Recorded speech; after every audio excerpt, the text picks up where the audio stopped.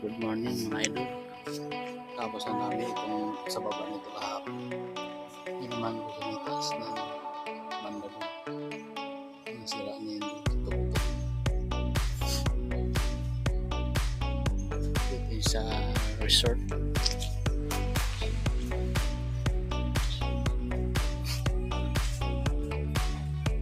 Yan, tapos na itong ano kahapon.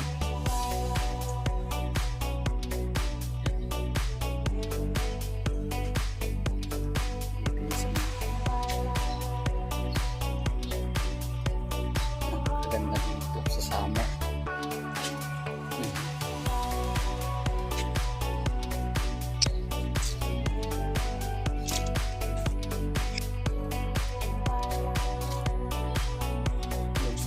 Tamis